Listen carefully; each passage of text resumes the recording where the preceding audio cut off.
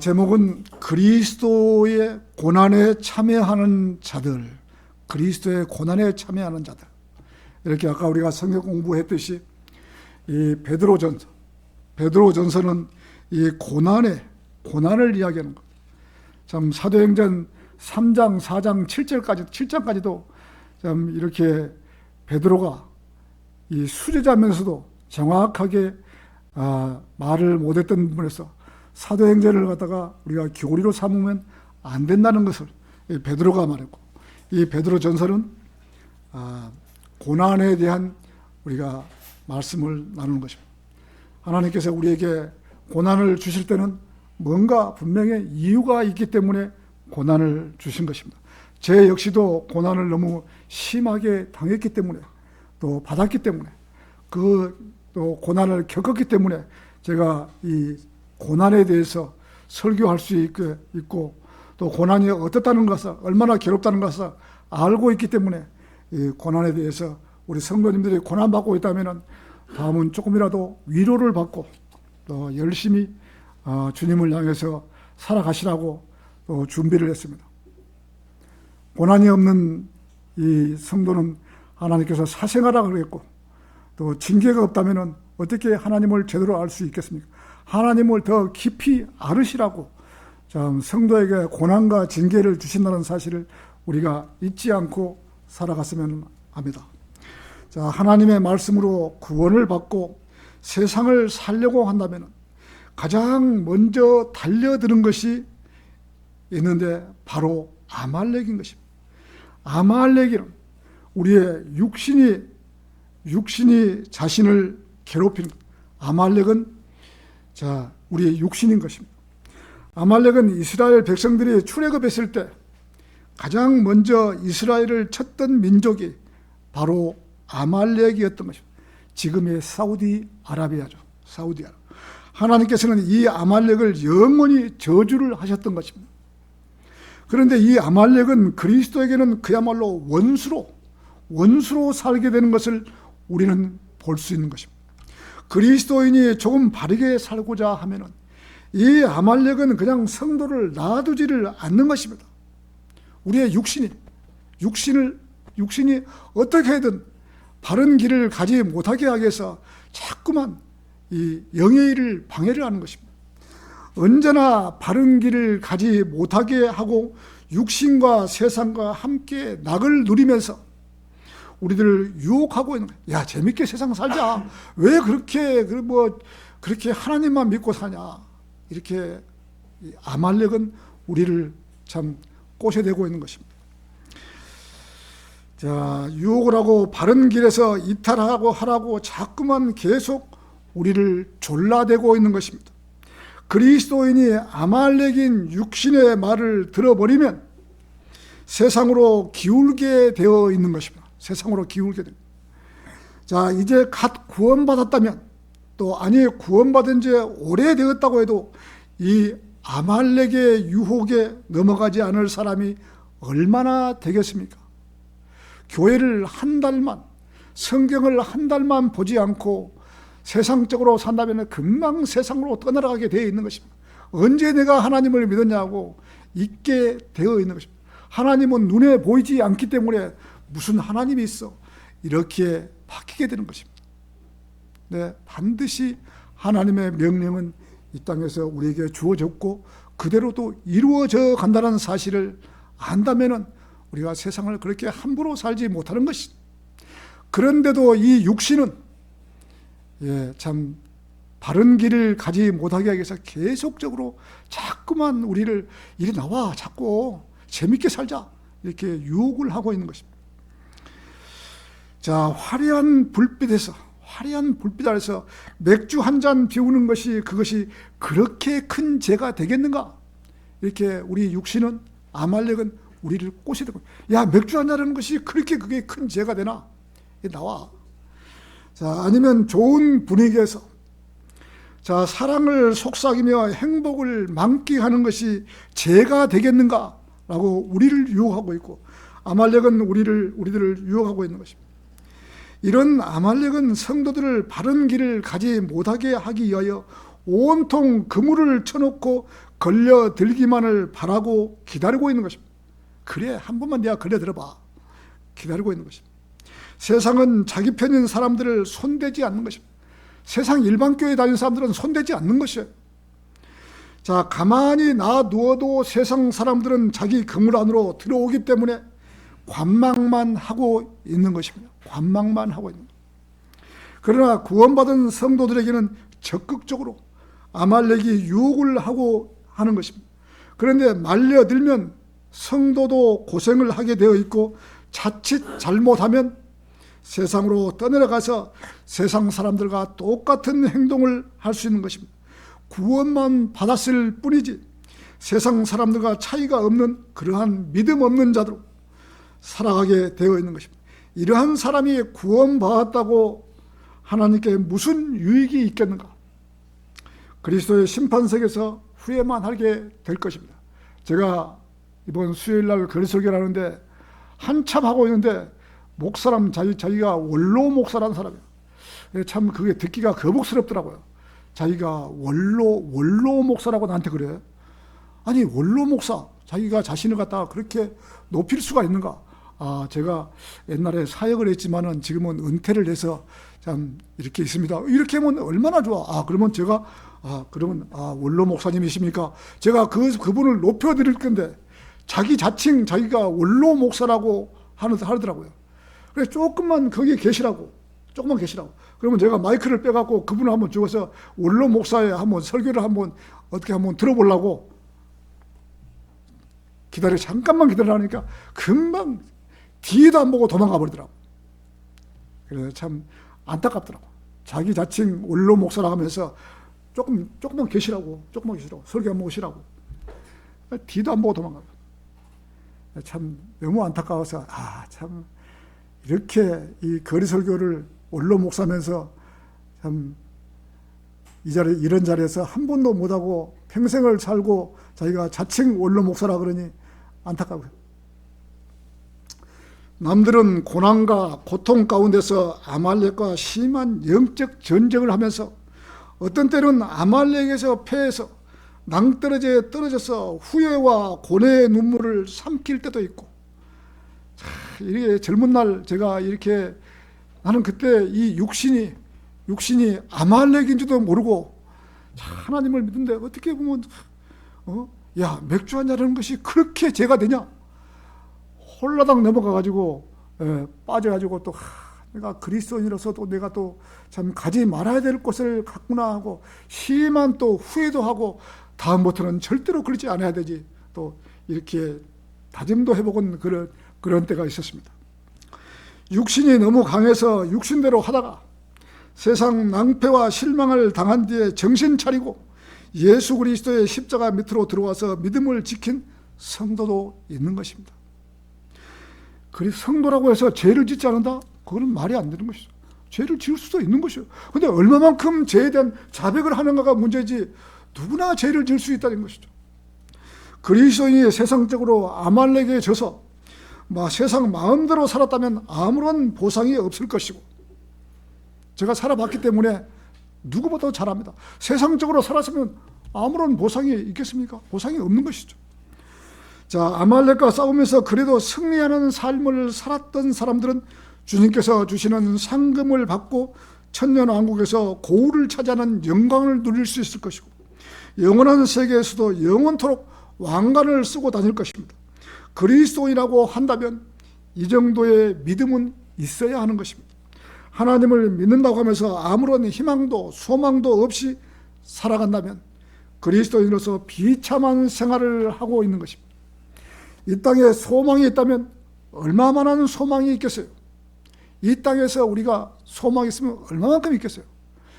자, 그런 소망이 오래 지속된다면 행복할 수 있지만 이런 행복이란 오래가지 못하는 것입니다. 우리 젊은 형제들한테 자매들한테 참 이 세상을 살아보면 행복이 없다고 말하면 왜 우리 목사님은 자꾸만 세상을 비관적으로만 생각할까? 이렇게 생각할 수도 있습니다. 저도 젊은 날은 한때는 참 세상을 장밋빛으로 보고 열심히 살고 사업도 하고 했지만은 지금 나이를 먹고 보니까 세상이 그게 아니었구나. 내가 좀 폭넓게 좀 바라봤으면 더 좋았을 것을 하고 내가 참 자칫 그렇게 생각합니다. 여러분들이 생각할 때 저 정도의 물질이 있고 명예도 있고 권력도 있는 사람에게 한번 물어볼 수 있다면, 어떤 그룹의 회장이나 또 빌딩을 몇 개 가진 또 회장이나 이런 사람들이 한번 물어볼 수 있다면, 회장님은 행복하십니까? 라고 물어볼 수 있다면 100명 중에서 단 한 명도 행복하다고 말하는 사람이 없을 것입니다. 저에게 누가 행복하십니까? 라고 물어본다면 하나님을 빼고는, 그런 소망을 빼고는 육신적으로는 행복하지가 않습니다. 라고 저 역시 99.9%가 100%가 행복하지 않습니다. 라고 답변을 할 것입니다. 세월에 연륜이 있기 때문에 온 몸은 망가질 대로 망가지고 어느 것 한 군데도 성한 곳이 없을 정도로 흙집은 무너지기가 일보 직전이고, 온 몸은 종합병원을 짊어지고 사는 것처럼 병들이 달려들어 괴롭히고 있는 것이 우리 육신이기에 매일같이 찾는 곳이 병원 문전만 찾아서 어떻게 하면 돈도 있고 권력도 있으니 오래 살 것인가라는 궁리만 하게 되는 것이 바로 회장들의 그런 마음 자세인 것입니다. 우리같이 오늘이라도 가면은 하늘나라로 간다는 소망이 없고, 내가 조금 더 오래 살고 어떻게 해서 이 돈 가지고 병원 문전을 다니면서 병을 낫고 더 오래 살 연구만 하는 것이지 우리 같은 소망이 전혀 없는 것입니다. 그러니 100% 소망이 없는 것이죠. 그러나 하나님께서는 너의 생명이 무엇이냐? 잠깐 보다가 사라지는 안개니라고 말씀하시는 것입니다. 또 한 번 죽는 것은 사람들에게 정해진 것이고 그 뒤에는 심판이 정해져 있다고 성경에 기록이 되어 있기 때문에 그 사람들은 모르는 것이죠. 인생은 고작 해봐야 70이요 강건하면 80이라고 했기에 오래도록 살지 못하는 것이 인생인 것입니다. 이 땅에 돈이 많은 사람들이 오래도록 살고 있다면 우리도 한번 해보고 나도 한번 시도를 해볼 수 있는, 오래도록 살 수만 있다면 내가 하나님 믿지 않고 세상을 위해서 한번 시도도 해볼 수 있지만은, 삼성의 이병철 씨나 정주영 씨도 아무리 돈이 많이 있어도 병을 낫지 못하고 죽음을 맞이했던 것입니다. 삼성의 이건희 씨는 자기가 병원을 차려놓고 의사들이 몇천 명이 있는데도, 지금 보십시오. 삼성병원의 의사들만 해도 몇천 명이에요. 3천 명 이상 될 거야 아마. 자기의 병원 주인인 한 사람의 병을 치유하지 못하고 돌아가시게 만들었던 것입니다. 아무리 삼성병원이 크고 좋다고 해도 자기의 주인 한 명도 살리지 못하는 것이 병원인 것입니다. 그리스도의 고난에 참여하는 자들, 첫 번째, 사랑하는 자에게 징계를 주신다. 오늘 본문 12절에서는 사랑받는 자들아 너희를 정련하기 위한 불의 시련에 관하여는 마치 어떤 이상한 일이 너희에게 일어났다는 듯이 그것을 이상히 여기지 말라. 오히려 너희가 그리스도의 순환의 동참자들이 되었다는 점에서 크게 기뻐하라. 이는 그분의 영광이 드러날 때 너희 또한 지극히 즐거움으로 반가워하게 하려 함이라. 베드로 전서의 핵심 주제는 그리스도인이 받는 고난입니다. 고난. 그리스도인이 받는 고난은 때로는 불의 시련으로 나타나기 때문에 참으로 견디기가 어려운 시련인 것입니다. 그리스도인이 겪는 보통 고난이 아니라 그리스도의 고난에 참여하는 것 정도로 연단을 통하여 순수한 믿음을 지킨 신실한 그리스도인으로서 주 예수 그리스도께서 영광 중에 다시 오실 때 기쁨으로 즐거워하게 하려 함이라고 하신 것입니다. 그리스도인이 고난받지 않고 편안한 삶을 살 수는 없는 것입니다. 히브리서 12장 8절에서는 그러나 만일 모두가 동참자들이 되는 징계가 너희에게 없다면 그때 너희는 아들들이 아닌 사생아들이로다. 사생아들. 그리스도인이 고난이 없다면 사생아가 될 정도로 구원받은 그리스도인은 고난이 따르게 되어 있는 것입니다. 어떤 고난이 찾아올까요? 제일 먼저 물질에 대한 고난이 찾아오는 것입니다. 사람이 돈이 있어서 먹고 살만 하면 돈이 있다면은 웬만한 징계는 돈으로 다 커버가 되어버리기 때문에 자, 고난이 그렇게 많은 고난이 오지를 않는 것입니다. 고난은 그냥 돈으로 넘어갈 수 있는 것입니다. 돈만 있으면은 고난이나 징계는 풀어질 수가 있는 것이에요. 크게 몸에 아파서 죽기 일보 직전에 병이 들었다면 몰라도 웬만한 고난과 징계는 돈만 있으면 다 풀어지는 것이에요. 자, 그러나 돈으로 고난이 오면은 꼼짝없이 고난을 겪어야 하는 것입니다. 그렇다고 그리스도인이 되어가지고 더군다나 하나님을 믿는다고 하면서 남에게 손을 내민다거나 구조를 요청할 수는 없는 것입니다. 오로지 그대로 겪어야 하는 것입니다. 정말 돈 1,000원짜리 한 장이 없어가지고 나이 먹은 사람이 1,000원짜리 한 장이 없어서 참 고뇌 속에 있다면 얼마나 고통스러운지 겪어보지 않은 사람은 알 수가 없는 거예요.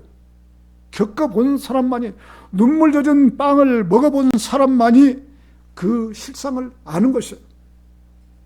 하나님께서 그렇게까지 인생의 밑바닥까지 내리칠 때는 얼마만큼 이 고난과 징계를 받았기 때문에 그런 고통을 말로 이루할 수 없는 그런 고통을 겪어본 자만이 그 고통을 아는 것입니다.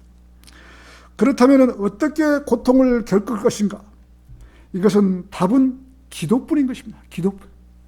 그렇다면 기도한다고 해서 하늘에서 있다 여기 있다 하라고 돈을 주시는 것도 아닌 것입니다. 성도가 고난 중에 기도를 하면 하나님께서 그 물질을 하루아침에 채워주시는 것이 아닌 것입니다. 자, 그리스도인이 하나님을 믿는다는 핑계로 복권을 산다거나 하나님께서 당첨을 시켜주시라는 그런 헛된 망상은 꿈에도 생각하지 말아야 되는 것입니다. 절대로 당첨될 수가 없는, 그리스도인이 복권을 산다든가 어떤 그런 투자를 해서 큰 돈을 번다는 것은 있을 수가 없는 거죠. 하나님께서 절대로 주시지 않는 것이죠. 그렇다면 있는 돈 없는 돈 빌려서 투자를 해서 돈을 모으려고 하면 어쩐 일이지 더 실패를 자초하게 되어 있는 것입니다. 더 구렁텅이로 빠져 들어가는 것이죠. 하나님께서 징계를 주시려고 하는데 그 징계를 빠져나오게 해서 있는 돈 없는 돈 빌려서 투자를 한다? 하나님께서 더 망하게 하는 것이에요. 겪어보지 않으면 그 실상을 모르는 것이에요. 자, 징계가 올 때는 아무 소리 말고 꼼짝없이 무릎으로 다가서야 되는 것이에요. 이마가 땅에 닿아야 되는 것이에요.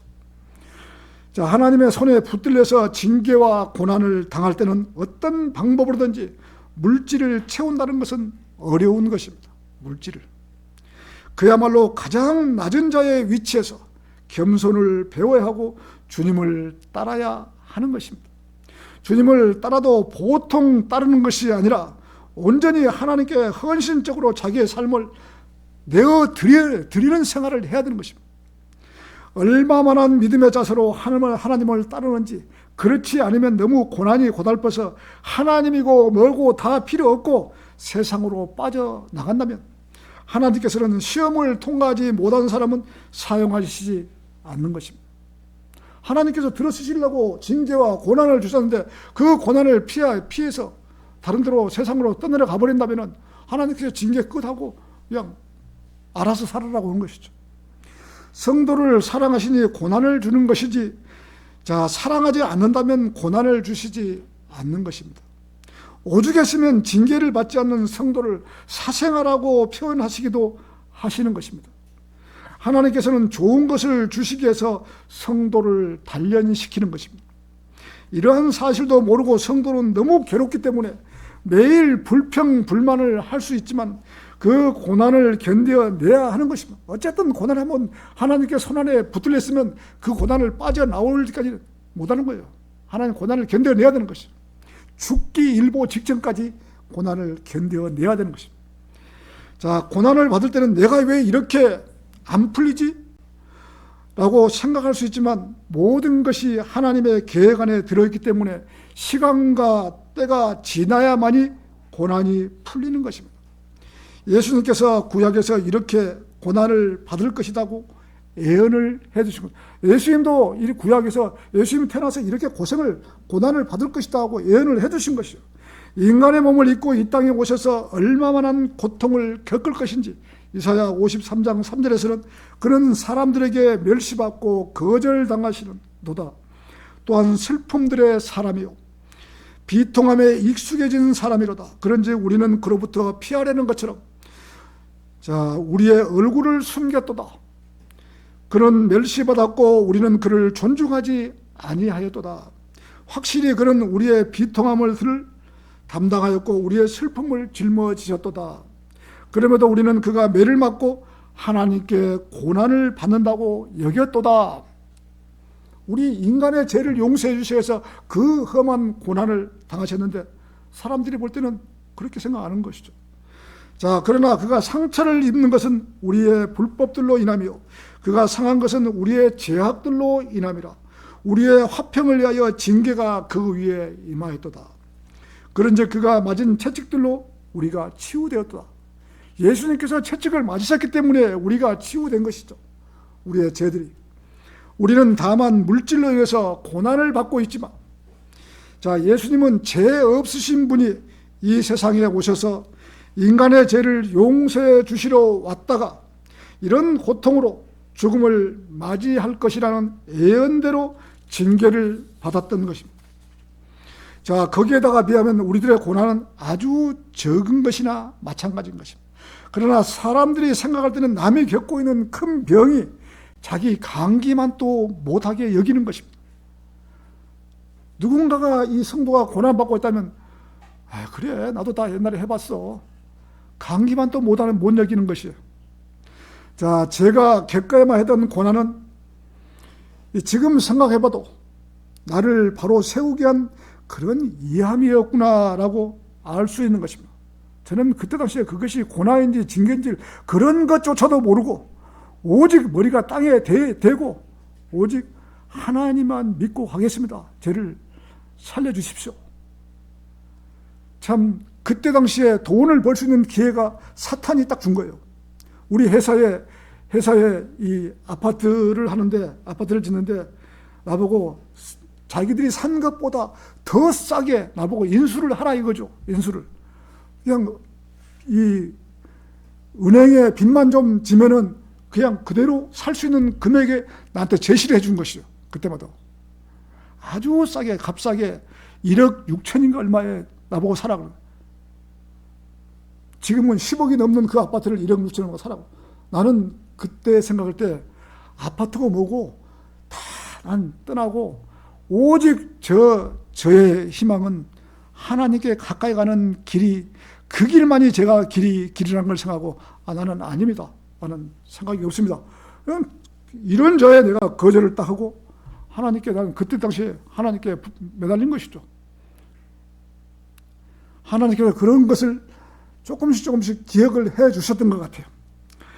제가 이 겸손하지 못하고 세상적으로 아무렇게나 뻗은 나무가지처럼 그때 막 와갖고 이 성경에 무릎 꿇었을 때 세상적으로 그냥 되겠습니까? 그리스도인의 겸손하지 못하고 온통 잘못 뻗은 가지 마냥으로 뻗어 있는 것이죠. 온통 제멋대로 자라버린 육신의 정욕과 안목의 정욕과 생의 자랑 이러한 것이 만연해 있는 부족한 종을 하나님께서 들어 쓰시기에 필요 없는 가지치기를 하셨던 것입니다. 가지를 다 치고 나니 몸뚱이만 남은 감나무처럼 새 순이 나서 자라고 가지가 뻗어나고 새로운 나무가 형성될 때까지 고난이라는 징계는 계속해서 나에게 있었던 것입니다. 그 징계를 당할 때는 왜 이렇게 세상이 풀리지 않을까라고 생각도 하고 많은 수심에 잠겨있는 것이죠. 하는 일마다 풀리지 않고 되지를 않는 것이에요. 기진맥진할 정도로 육신의 몸도 피곤하고 영적인 영의 생각도 견딜 수 없을 정도로 괴로운 나날이었던 것입니다. 생각해 보시죠. 제가 어떤 회사에 영업이사로 들어가는데 제가 한 5명 정도를 영업사원들을 두고 교육을 시키는데 야 니네들 오늘 가서 영업을 이렇게 해라 하고 5명을 교육을 해요. 이 사람들 5명은 나가서 영업을 잘 해오는 거예요. 가르치는 저는 똑같이 영업을 나갔는데도 7달 동안을 영업 한 건을 못하고 허탕을 치고 있던 그런 불미스러운 일이 일어나는 거예요. 그 영업사원 5명은 내가 교육한 대로 시킨 대로 해서 영업을 잘 해갖고 오는데 나는 영업이 안 되는 거예요. 얼마나 괴롭겠습니까? 그게 차마 있을 수 없는 그런 고통이었어요. 또 이 미팅을 하다가 나는 신학 공부를 해야 되니까 또 그 미팅하다가 미팅 장소에 사장한테 물려주거나 하면 아니 미팅하다가 나가면 어찌 되냐고. 어떻습니까? 난 공부를 해야 되는데 사장님이 좀 하십시오. 그러니 뒤통수에 대고 욕을 하는 것이죠. 그 욕을 감수를 하고 신학 공부를 내가 죽으면 죽으리라. 회사에서 쫓겨나면 쫓겨나고 그것은 당신이 알아서 할 일이고 하나님께서 나를 갖다가 당신 쫓아내려 해도 쫓아내지 못한다. 나는 그런 믿음이 있었기 때문에 자 끝까지 공부를 했던 것이죠. 자 하나님께서는 그때 당시 좋게 보아주셨던 부분이 있다면 모든 일, 세상 일이나 장래의 희망이나 포부나 어느 것 할 것 없이 나의 목표는 하나님께로 포커스가 맞춰졌다는 것이에요. 세상의 어떤 집이나 회사나 어떤 것도 다 내려놓고 오직 하나님 한 분만 내가 뒤를 쫓아가는 그러한 모습으로 하나님께 좋게 봐주던 그러한 부분이 지난날에 조금 있었던 모양이에요. 오로지 하나님을 위해서 살고자 하는 마음과 먹든지 마시든지 무엇을 하든지 하나님의 생각으로 나의 머리를 가득 차게 해달라고 했던 그러한 나날이 있었기에 하나님께서는 가까이 다가갈 수 있는 시간이 시원했다고 생각합니다. 예, 그런 부분을 하나님께서 저는 몰랐죠. 그때 이것이 고난인지 징계도 모르는 줄 모르고 하여튼 너무나 괴로우니까 그래도 끝까지 내가 하나님을 내가 믿어야 되겠다. 내가 마지막에 세상 것 다 내려놓고 포기하고 여기까지 왔을 때는 내가 무엇을 희망이 있겠느냐. 오로지 나는 하나님이다. 이것을 크게 봐주셨던 것 같아요. 자, 고난을 당할 때의 마음은 너무나 괴로워서 말로 표현하지 못할 정도로 징계가 심해서 누구에게 터놓고 얘기도 못한 거예요. 창피해서. 너무 창피해서 입을 닫고 산 적도 있었습니다. 그렇게 고난과 징계 가운데 살았던 지난날이 있었기에 고난도 알고 징계도 알았기에 그리스도인으로서 함부로 제거하지 못하고 오직 하나님의 두려워하심을 배웠던 그러한 시간이 있었던 것 같습니다. 지금 다시 겪으라고 한다면 몸서리 채워지도록 괴로운 현실이었던 것입니다. 하나님께서 마음대로 자라버린 나무처럼 일일이 개입하셔서 가지치기를 해주셨던 것입니다.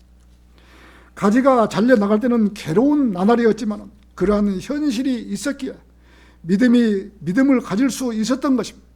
그러나 그 믿음은 그때 상황이고 어제는 어제이고 오늘은 또 오늘의 현실인 것입니다. 어제 내가 아무리 믿음이 좋았다고 해도 오늘 또 믿음이 없으면 그걸로도 말짱한 일이에요.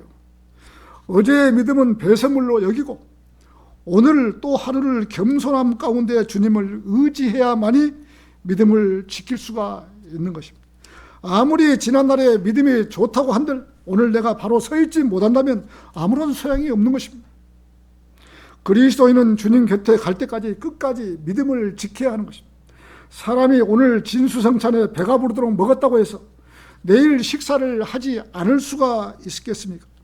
매일의 삶 속에서 깨어있으면서 주님을 의지하며 맡기는 생활을 계속해서 해나가야 되는 것입니다. 어제 믿음은 어제 믿음이고 오늘은 오늘이고 새로운 또 쌓아나가야죠. 그래서 매일같이 오늘은 새로운 믿음을 쌓아나가는 것이죠. 하나님께서 그렇게 했을 때 고난을 풀어주시는 것입니다. 하루아침에 풀어주시는 것이 아니라 점차적으로 서서히 징계가 풀린 줄도 모르게 풀어주시는 것입니다. 하나님께서는 사랑하시는 자를 징계를 주시는 것처럼 사랑하시는 자에게 물질도 반드시 채워주신다는 하나님이십니다. 하나님께서 누구를 주시려고 사랑하는 자에게 가난하게만 살리게 했어요. 하나님을 제대로 믿는데 매일 가난하고 쩔쩔매고 하나님 나 차비 주십시오. 전철비 주십시오. 이렇게 추잡스럽게 이런 것만 하면 되겠습니까? 성도가 기도하고 매 순간 하나님을 두려워하고 믿음을 지키는 성도에게 반드시 보상해 주시는 하나님이십니다. 반드시 보상해 주시는 거예요. 자, 그리스도인이 가난하게 산다면 잘못된 것입니다. 가난하게 살면 안 되는 것이죠. 자, 육신의 아버지에게도 매일 찾아가서 효도하면서 아버지께 이러한 일을 장사를 한번 해보겠다고 효도하면서 아버지께, 육신의 아버지께도, 육신의 아버지도 장사할 수 있는 이는 자본을 아버지도 대주는 것이에요. 아들이 잘하니까 이제는 아들이 장사를 해도 되겠구나, 미천을 대주는 거예요. 육신의 아버지도 그래 하시는데 하물며 영의 아버지께서도 자녀들에게 좋은 것을 주시지 않겠어요? 반드시 주시는 것입니다. 다만 성도가 믿음이 연약해서 얻지를 못하는 것입니다.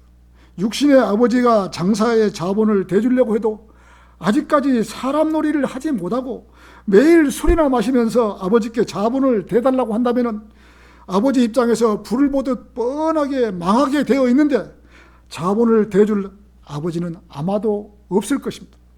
영의 아버지께서도 물질을 주고 싶은데 물질을 주면은 믿음이 없어서 세상으로 떠내려가는 것을 뻔하게 보이는데 하나님께서 도와주시겠습니까? 돈을 무더기로 물질을 주면은 세상으로 떠내려가게 되어 있는데 왜 물질을 안 주시는 것이죠? 믿음이 없으니까. 자, 하나님께서는 누구보다 더 사람들의 마음을 꿰뚫어 보시고 계시는 것입니다. 제대로 믿음이 굳혀지면 반드시 물질을 주시고 기도에 경청해 주시는 것입니다. 이것이 하나님께서 인간에게 베푸시는 사랑인 것입니다. 이런 사랑을 받을 수 있는 믿음이 있어야 하는 것입니다. 이것이 흔들리지 않는 믿음인 것입니다. 자, 그리스도의 고난에 참여하는 자들, 두 번째, 고난 받을 때 주님을 생각하라. 오늘 본문 14절에서는 만일 너희가 그리스도의 이름을 위하여 비방을 받는다면 너희는 행복하니라. 비방을 받는다면 행복하니라. 이는 영광의 영 곧 하나님의 영께서 너희 위에 안식하시고 때문이라.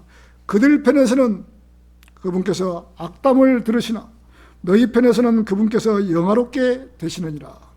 여러분이 만일 세상적인 일로 인해 고난을 당한다면 그것은 크나큰 수치인 것입니다. 그러나 주님의 이름을 높이기 위해서 욕을 당한다면 이것은 복 있는 일이 될 것입니다. 세상에서 어떤 싸움이나 하고 술이나 먹다가 어떤 경찰서로 가고 이런 게 세상의 수치를 당하는 것이죠.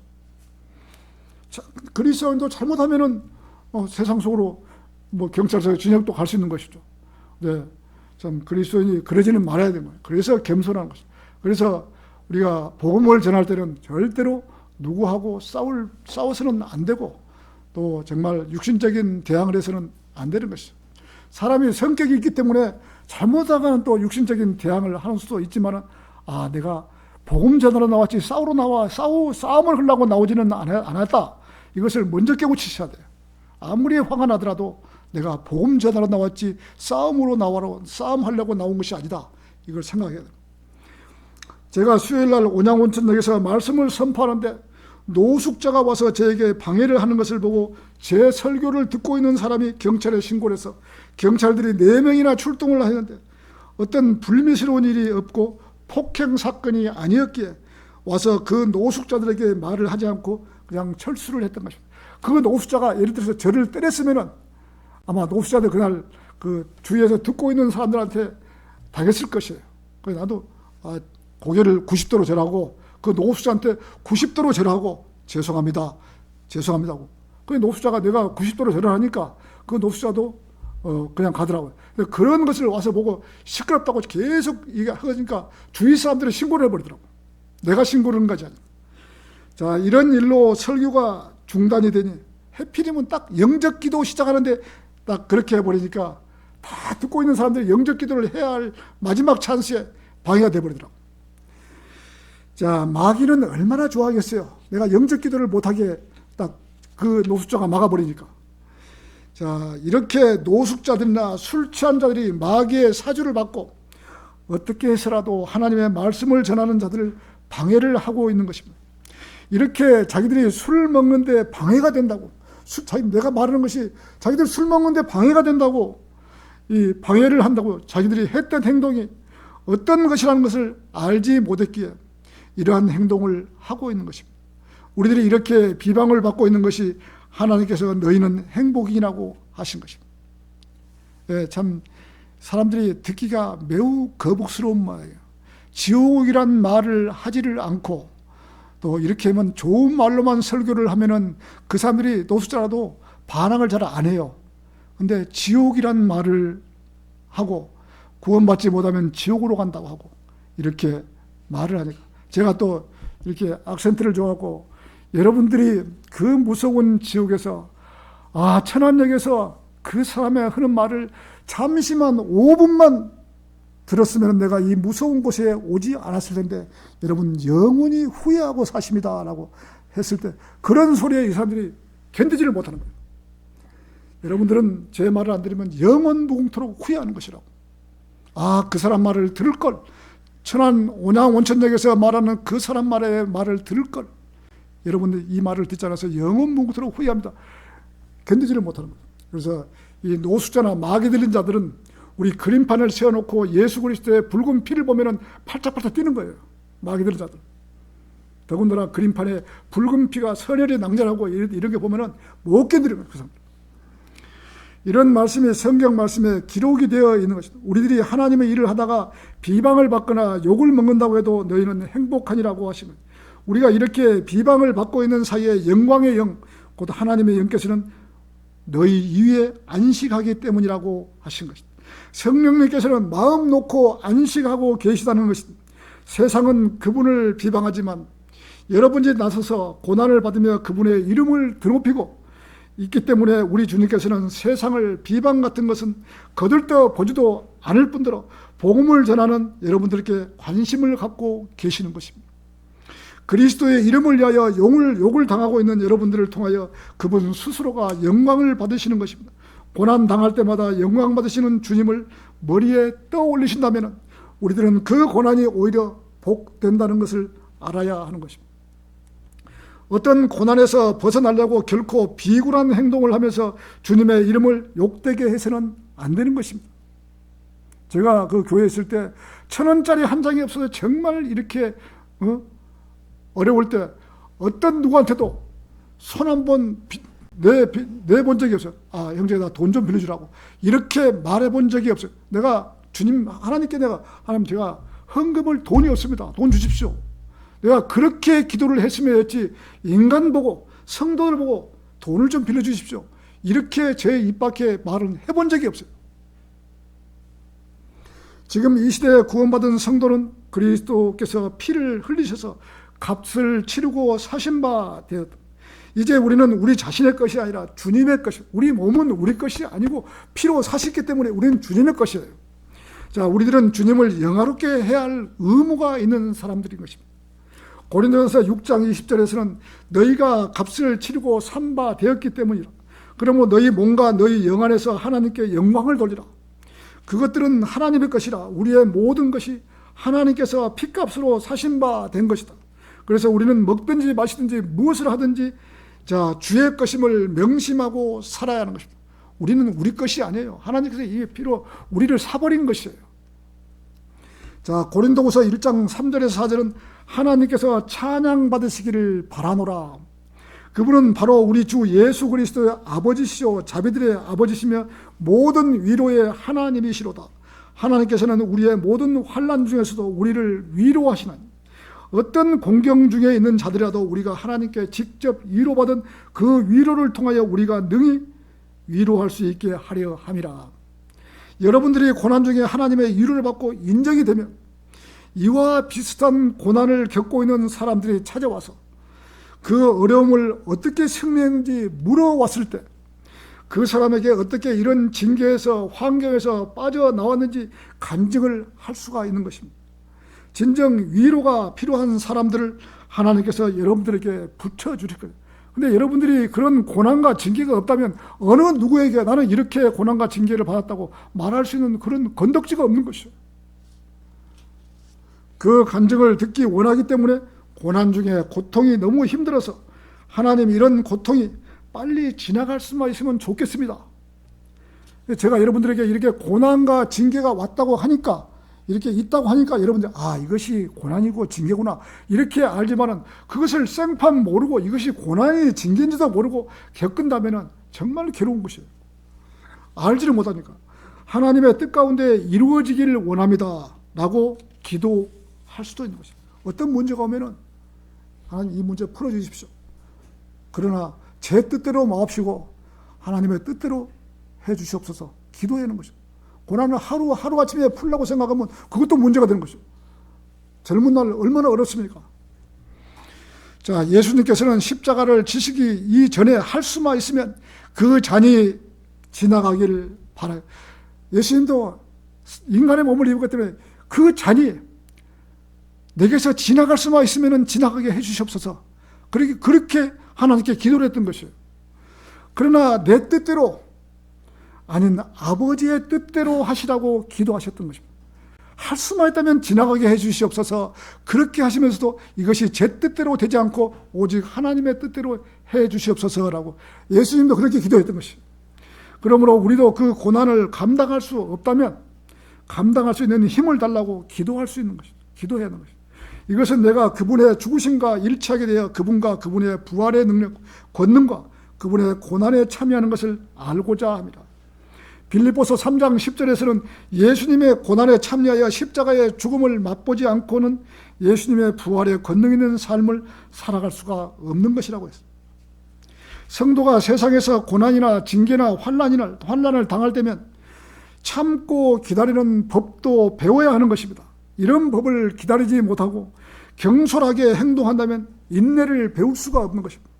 어떤 사람은 회사에 들어가서 금방 며칠을 못 견디고 또 나왔다가 또 다른 데 들어갔다 못 견뎌 나왔다. 계속 어떤 어려움이 오면은 꼭 그만둬버려요. 옛날에 우리 현장에 현장 소장이 있는데 현장 소장이 자기한테 어려운 문제 말씀을 사표를 내버려. 야, 정말 또 그래서 내가 가서 또 힘들게 또 해결해 놓으면 또 그 뒤에 또 사장님 오고 다시 또 와. 그럼 다시 앞으로는 그러지 마라. 다시 또 앉혀놓으면 또 어려운 일이 있으면 또 그만둬버려.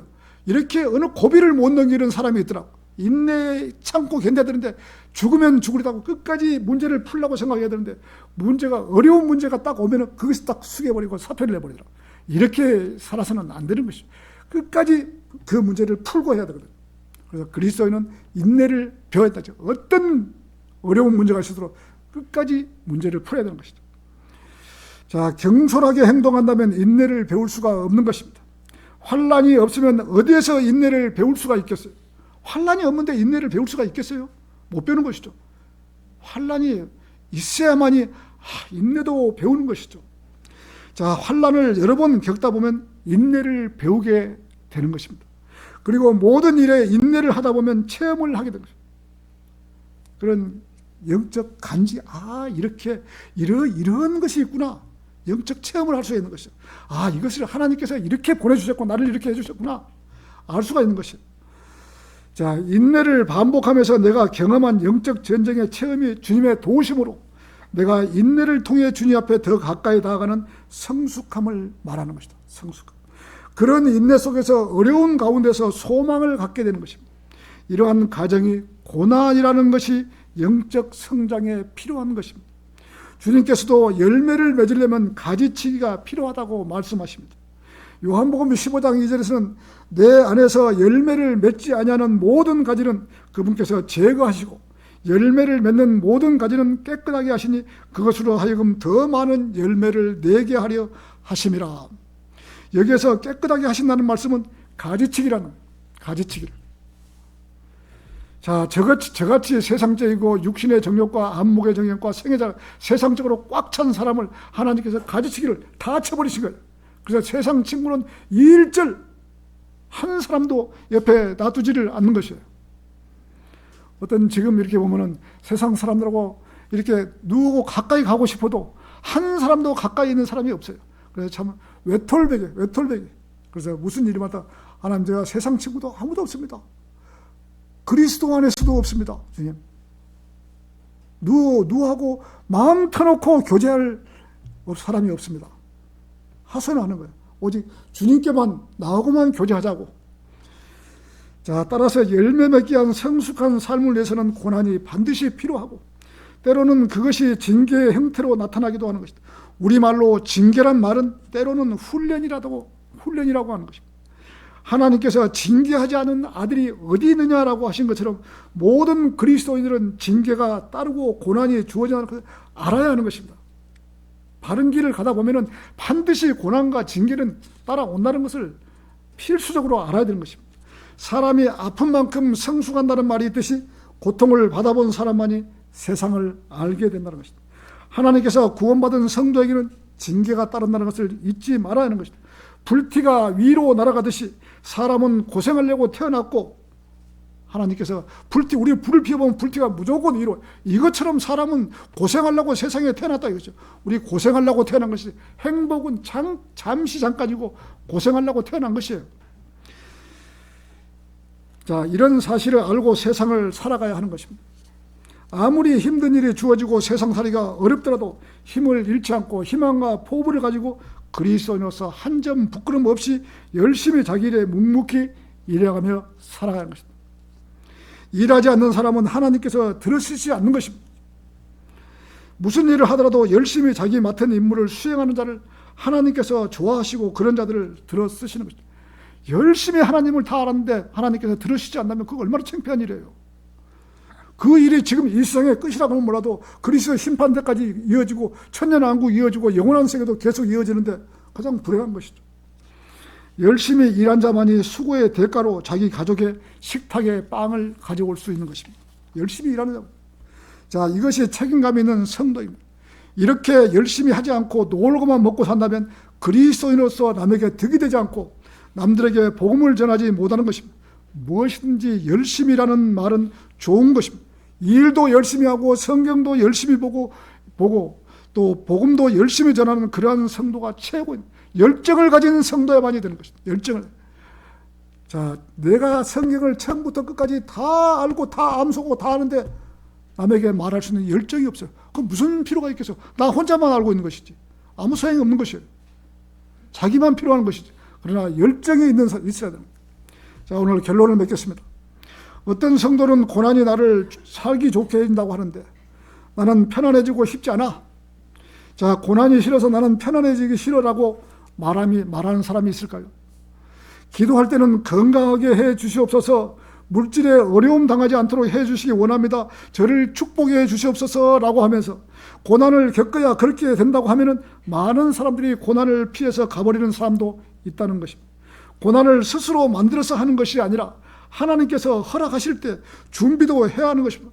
여러분들이 맹목적으로 사는 것이지만은 하나님께서 다 여러분의 생을 지금 주관하고 계시는 거죠. 일거수일투족을 하나님께서 다 보고 계시고 그렇게 지시를 해 놓는 것이죠. 내가 참 마음에 생각해서 길을 가지만은 그 길을 가다 보면 하나님께서 내가 이런 길을 가게 해 주셨구나, 하나님께서 인도를 해 주시는 것이죠. 일거수일투족을. 자, 젊어서 고생은 사수도 한다는 말이 있듯이 젊은 날은 열심히 일도 해야 되는 것입니다. 하나님께서 자기 십자가를 지고 나를 따르라고 하셨습니다. 각자 하나님이 주신 자기의 십자가가 있는 것입니다. 누구라도 자기 십자가를 지고 나를 따르라고 하십니다. 자기 십자가를 지지 않고 하나님을 따르겠다고 한다는 것은 훈련소에서 훈련을 받지 않고 그냥 전쟁터에 나가겠다가는 가짜 군인과 같은 것입니다. 군인은 당연히 훈련을 받고 총을 쏠 줄 알아야지 군인인 것입니다. 고난도 받지 않고 징계도 받지 않고 자기 십자가도 지지 않고 그냥 따르겠다고 하는 것은 잘못된 생각인 것입니다. 어떤 고난과 어려움 가운데서 인내로서 참고 그 일을 무사히 마쳐야 되는 것입니다. 고난을 당할 때는 무슨 소리인지 몰랐는데 세월이 지나고 나면 엄청난 유익을 얻게 되는 것입니다. 고난이 없으면 방황하게 되는 것입니다. 고난을 당하고 난 뒤에 내가 주의 말씀을 지키게 되었다는 것이 얼마나 축복입니까? 고난을 당한 자만이 진리의 말씀이 그렇구나라고 더 깊이 말씀을 알 수 있는 것입니다. 자, 설교를 마치겠습니다.